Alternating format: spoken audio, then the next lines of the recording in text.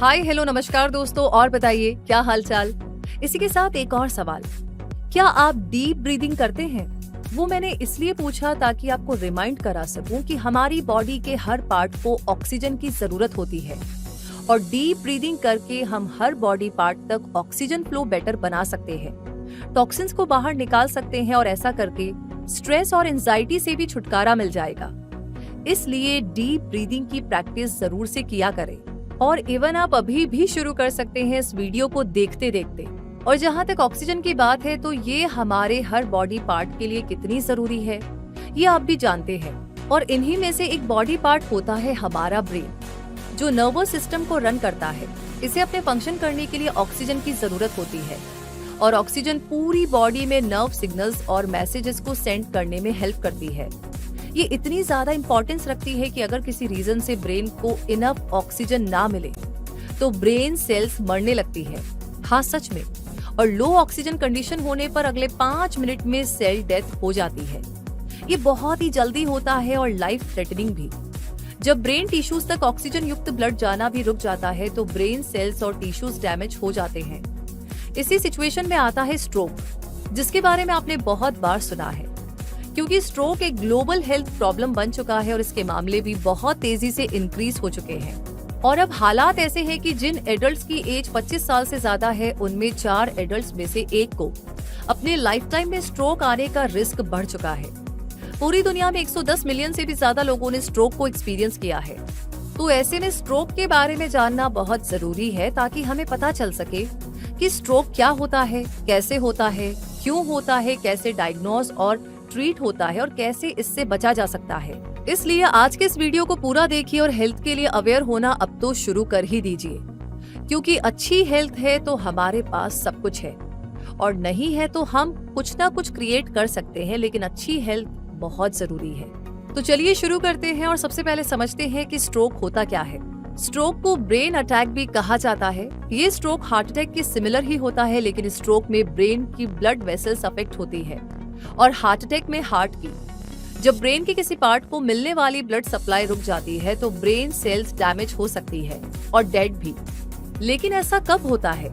जब ब्रेन में एक ब्लड वेसल टूट जाती है और ब्लड बहने लगता है, या फिर जब ब्रेन को होने वाली ब्लड सप्लाई में ब्लॉकेजेस आ जाते हैं।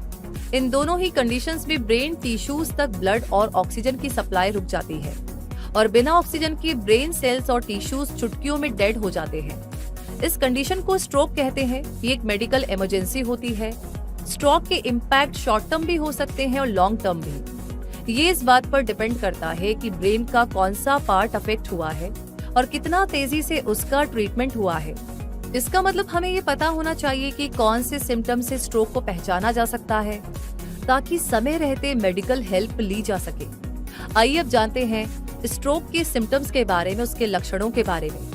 बोलने में और निगलने में डिफिकल्टी होना, चलने में दिक्कत होना, बैलेंस बनाने में परेशानी आना, दूसरों की बातें समझने में परेशानी आना, मेमोरी लॉस होना, बिहेवियर और सेल्फ केयर एबिलिटी में चेंजेस आना, कंफ्यूजन होना, बॉडी के एक साइड में फेस, आर्म या लेग में पैरालिसिस आना या उनका सुन्न होना, एक या दोनों आंखों से देखने में प्रॉब्लम आना, डबल विजन होना या ब्लर विजन होना, तेज सिरदर्द होना जिसके साथ वॉमिटिंग, डिजीनेस भी फील होना।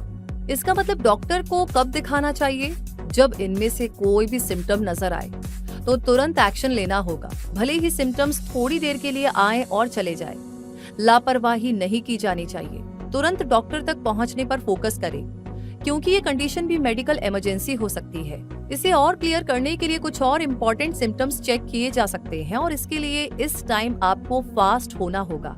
इसलिए याद रखिए कि फास्ट का मतलब FAST, फेस, आर्म्स, स्पीच और टाइम, जिसमें फेस यानी जिस पर्सन को अनवेल लग रहा है, ठीक नहीं लग रहा है, उसे स्माइल करने को कहिए।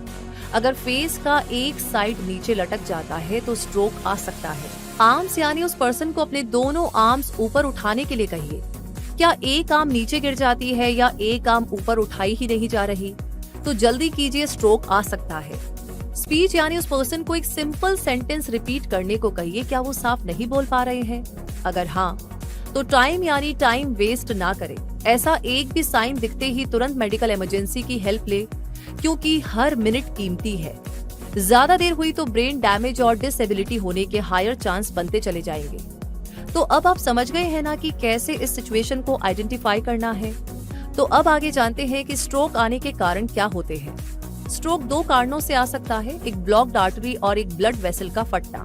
ब्लॉक्ड आर्टरी होने पर इस्केमिक स्ट्रोक आता है और ब्लड वेसल के लीक करने या फटने पर हेमोरेजिक स्ट्रोक आता है। कुछ लोगों में ब्रेन को होने वाला ब्लड फ्लो टेम्परेरी डिस्टर्ब होता है और इस कंडीशन को TIA यानी ट्रांजिएंट इस्केमिक अटैक कहा जाता है। आइए इन तीनों के बारे में और जानते हैं। सबसे पहले इस्केमिक स्ट्रोक के बारे में जानते हैं, जो स्ट्रोक का मोस्ट कॉमन टाइप है। ये तब आता है जब ब्रेन की ब्लड वेसल्स ब्लॉक हो जाती है या सिकुड़ जाती हैं, जिससे ब्लड फ्लो कम हो जाता है। इस कंडीशन को इस्केमिया कहते हैं। फैटी डिपॉजिट्स की वजह से ये ब्लॉकेजेस हुआ करते हैं। दूसरा टाइप है हेमोरेजिक स्ट्रोक। जब ब्रेन में एक ब्लड वेसल लीक करती है या फट जाती है तो हेमोरेजिक स्ट्रोक आता है। इसके कई रीजंस हो सकते हैं, जैसे uncontrolled high blood pressure, blood thinners का over treatment, trauma, blood vessel walls में प्रोटीन डिपॉजिट्स एटसेट्रा। और अगला आता है ट्रांजिएंट इस्केमिक अटैक यानी TIA। इसे कई बार मिनी स्ट्रोक भी कह दिया जाता है। इसमें स्ट्रोक जैसे सिम्टम्स एक टेम्परेरी पीरियड के लिए आते हैं और इससे परमानेंट डैमेज नहीं होता है।